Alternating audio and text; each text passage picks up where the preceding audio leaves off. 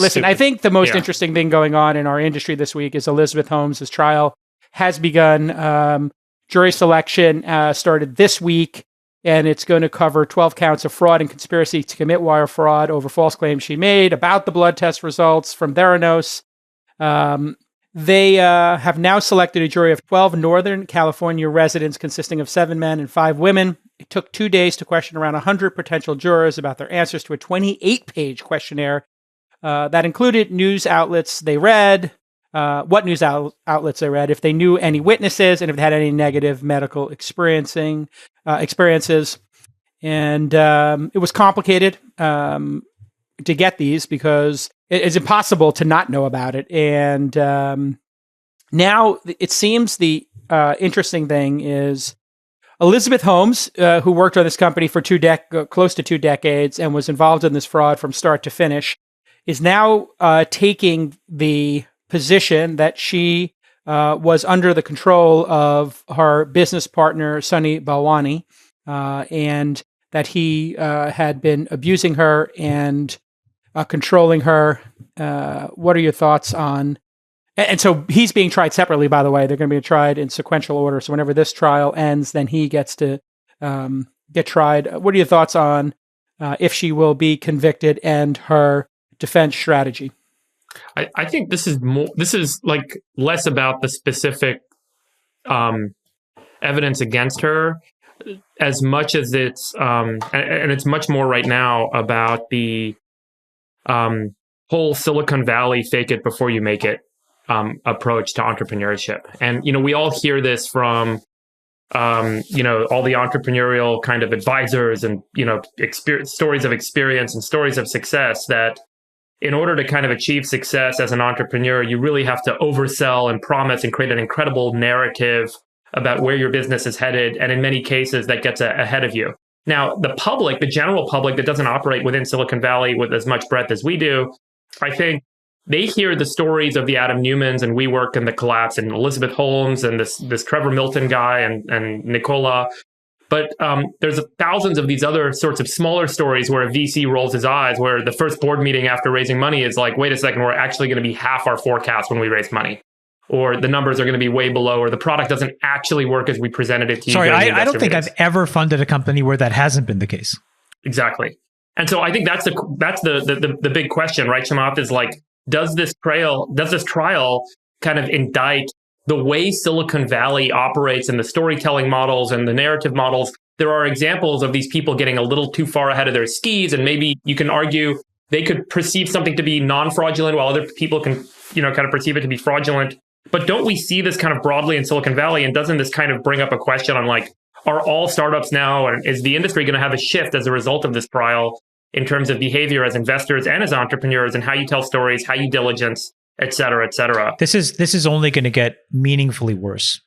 I don't know if Elizabeth Holmes committed fraud or not. I think that, these folks will be able to figure that out in detail. But here's something that I do know pretty precisely, which is the amount of money that's trying to get into Silicon Valley is going exponentially up. Yeah. And as that happens, you guys now see it every day where there are firms whose entire business now is just to literally write a check every day. They're closing deals every single day.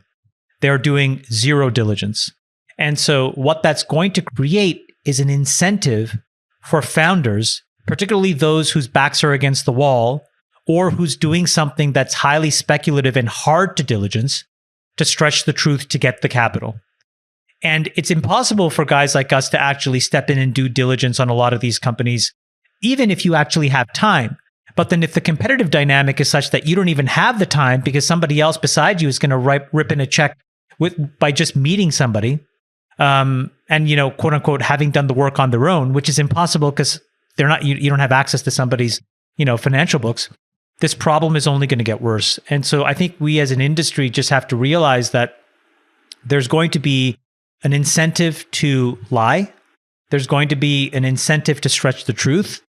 And it's because of the amount of money that's available and the lack 100%. Of diligence that's happening. Sachs, is this an example in the case of Elizabeth Holmes of somebody being delusional as a strength or somebody committing fraud as a crime? It's probably both. Now, look, I think you guys are giving a little bit too much credence to the media narrative that Theranos is a quote unquote Silicon Valley failure. The truth of the matter is there was no major Silicon Valley VC firm, in fact, not even a minor one, that invested in Theranos, as far as I know. There was no VC on the board of Theranos. We've talked about this before. It was a bunch of kind of grand poobah types. And there was no one who actually had the technical competence to do diligence. And so Elizabeth Holmes isn't so much an example of Silicon Valley as somebody who was selling Silicon Valley. She was selling the promise of Silicon Valley. She was selling the idea that this was going to be a decacorn or a centicorn to people who are too unwitting to know. And I see, Tim Draper, people are really hanging their hat on the fact that Tim Draper wrote a seed investment to Elizabeth Holmes. That really is very different. When you write a seed investment, apparently Elizabeth Holmes was like a neighbor of his. She clearly, their daughters were friends, is my understanding. Yeah, and she clearly was an impressive person.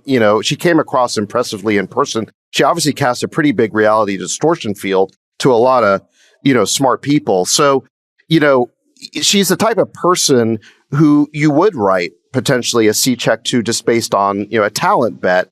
The fact that she later chose to engage in fraud, I don't think that's like Tim Draper's fault. And it doesn't make this like a Silicon Valley fraud. Again, show us the VC firm that was hoodwinked by this. But you are seeing, David, this trend of the firms coming in and not doing diligence, not having audit rights, not having information rights, not doing proper diligence, and basically relying on the previous investors. Right. How troubling is that? And what are you doing to protect Kraft's LPs?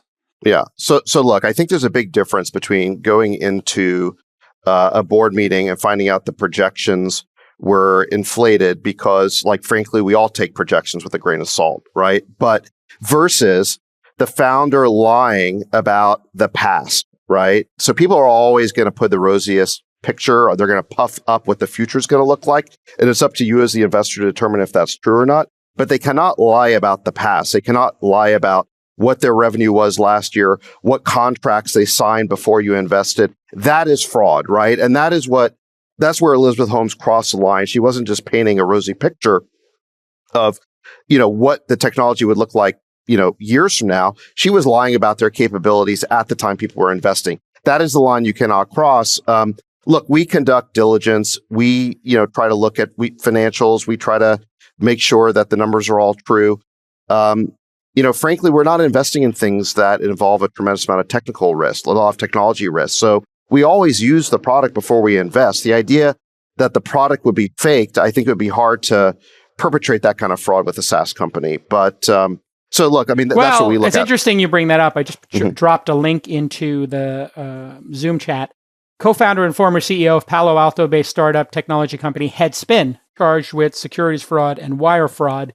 And this guy, Lakwani, 45 from Santa Clara County, basically was lying about their ARR in a SaaS company. And they raised a bunch of money. So this is an example of somebody... It can happen in every company. Yeah, it can happen at any SaaS. I don't think you're inoculated just because you invest in SaaS. My point is, if you have a person that's willing to rip in a check, $100 million, 3 hours after meeting you, asking for no diligence, at some point, David, your back is going to be against the wall because you're going to have to justify to your LPs why you aren't in some of these theoretically good deals, right? And some of them will become fraudulent. They'll just turn out to be. It's just the laws of distribution. So it's a bit of a prisoner's dilemma, you're saying, Chamath. I mean, you have to get deals done, you're up against people who won't do diligence. No, it actually comes down to something different, which is then you have to differentiate with real brand, meaning... If somebody really wants you on the cap table, they will absolutely slow everything down to get you. Correct. Right? So for example, like let's assume like it's Mike Moritz. I'll use that. There is nobody in the world, I think, who's not a complete buffoon moron who wouldn't slow his process or her process down to get Mike to be on their board. Mm-hmm. And so if you're willing to basically just scuttle an entire process and just take the fastest money, I think it actually says something that there's more risk in backing somebody like you than somebody that wouldn't slow down. Right? So then, the problem is there's fewer and fewer Mike Moritzes in the world, I think Sachs is one of those people. I think Peter Thiel is another kind of person. Bill Gurley is another kind of person. So there are these people in our industry where I think that you will slow things down. And I do think allow these folks to do diligence. And I think there will be less fraud in general for that cohort. But if your platform becomes one that's just about ripping money in, and I think the late stages are roughly this, it's all brand independent because the money is the same, the valuations are the same. But doesn't Freeberg. doesn't it introduce the risk of the retail investor? We're seeing more retail participation via syndicates, via one-off investments, online kind of marketplaces, and also SPACs, where the retail investor relies on, Chamath, some of these kind of bigger institutional or perhaps some name that gets them carried interest in an investment, doing the diligence. And if the activity level is going up and the dollars are flowing in and the margin of error is increasing, is there not some inevitable kind of SEC backlash and consideration around how are private companies ultimately raising money and how much they are disclosing? And we kind of face this, regulatory threat. I can address this as a syndicate lead. We only take accredited investor money at this time. And so anything that happens is with obviously sophisticated people, the top 4% of Americans investing in companies. And in our diligence now, we have seen a spike in what I'll call massaging or painting the picture in a way that I'm not comfortable with.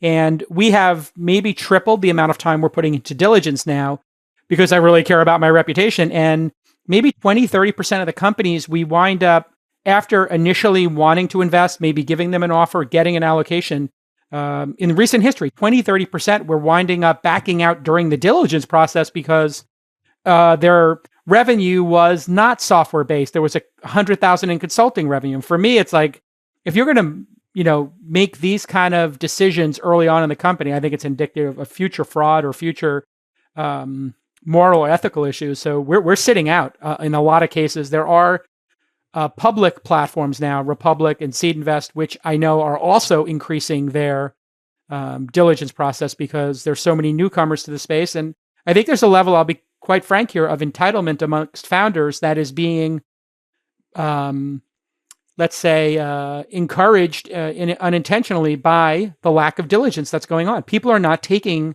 the process as seriously as they did 10 years ago or even 5 years ago. Well, look, I agree. I think the diligence you're doing is really good. And here's where I agree with Chamath.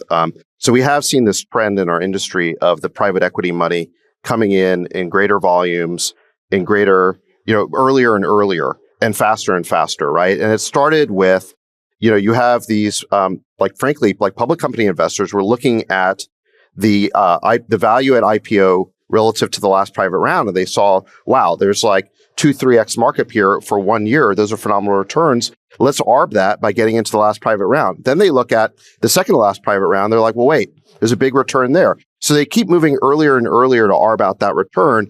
But to Chamath's point, it's just they're applying a financial model where they're not in the diligence business. They're just, and I think they just see fraud as a cost of doing business, right? Something they can model out with the portfolio. But the only reason they can model it out that way and have the fraud be an acceptable and predictable sort of cost of doing business is because you had these firms in our industry who actually did diligence at the seed, at the Series A, right? Yes. And now the private equity guys, they're moving so early. They're actually even now doing they're moving all the way to Series A. So no one's doing the diligence. And so that is a risk, I think, because it might actually change things. And this is where, bringing it back to Elizabeth Holmes, I think it's important here that there's a conviction.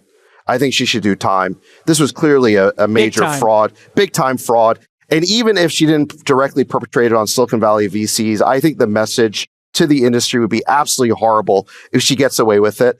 And frankly, I'm a little concerned she's going to get away with it. Because she is incredibly charismatic. John Kerry was saying on a CNBC hit that don't underestimate her charisma and ability to snow people. And the Svengali defense, and she just had a baby, which people don't want to discuss because it seems like it's sexist, but she is a Svengali herself who will manipulate people in the I like the way you say that, Svengali. She's a Svengali, like a. I think you mean Svengali, but Yeah, that's what I'm talking. I'm in Brooklyn right now. Sax, what do you handicap her likelihood of conviction at? I think it's probably like a 50-50. And I think, here's the thing. When she was running this company, she wanted everyone to believe she was Steve Jobs. She even did the media tour with the turtleneck. She wanted everyone to know that she was a Jobsian micromanager who made every decision and was responsible for the success. Now that she's on trial, she wants us to believe that she wasn't calling the shots. She wasn't the person in charge. She had 99% voting power in the company. Yeah, look, this is sort of the Romy and Michelle's high school reunion defense, where she wants us to suddenly believe that she was sort of like, this sort of ingenue who didn't know anything. And, but she might get off because she kind of looks like Lisa Kudrow, 3 references. This is a lot of deep pulls here. You are going deep media pulls here. That is deep. The number of pulls there. Based on the 3 polls, I know exactly how old you are. Romy and Michelle's wedding. Lisa she's Lord. She's going to go up there and pretend to be Lisa Kudrow or something, it's like also somebody offensive. who's a ditz. It's super offensive that she wants to get up there and say that she was this abused woman. I mean, for women who actually are abused, for her to get up there and say she's an abused woman and she perpetrated this 20-year. Hold on. We don't know whether she was abused or not. And if she was, it may or may not have implicated in what she did, which we don't know whether she did, because again, thank God for the laws in America, she is presumed innocent. Yeah. So let's all just I think what David, where I agree with you, is the following, which is, we do need to know that, investors, we all sign up for expressing the fiduciary responsibilities on behalf of our LPs or on behalf of our stakeholders. Okay. There needs to be some equivalent standard that founders are held to. And there needs to be consequences for lying, particularly about the past. Because in the future, you say, I'm just projecting. But in the past, you're right. You have to be able to rely on what's given to you. Like, look, when we do diligence in a company, we are given everything that they have, right? We talk to their lawyers. We talk to their lawyers' lawyers in some cases. In the public markets, all of this has to be transparently published so that we can come to our own conclusion. Sometimes those conclusions are right. Sometimes they're wrong. But we can at least know that they're not lying to us. The minute that it turns out that they were fudging the numbers that they gave us, you're making, the best decisions you can. You're assuming that it's great data, but if the data is fudged, you're fucked. And so to the extent that she did that, then she should be punished because we need that standard.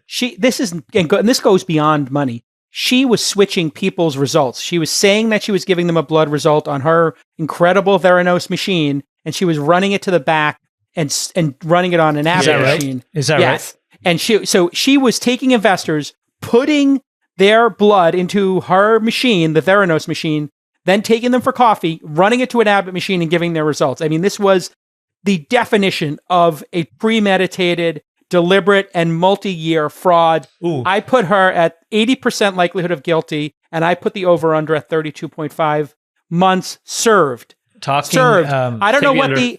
Take the under. You're taking the under of 32.5 months? I'll take the served. I'll take the under. What do you got, Well, Sax? I hope you're right, because, I'm a little worried that she's going to figure out a way to pull the rug over people's eyes here. What are our kids going to get in jail if we were Chinese right now and they played video games? How many months are they going to get? Basically, I think you would do harder time. So moving on to our next story. No, the consequences is to the Chinese internet companies.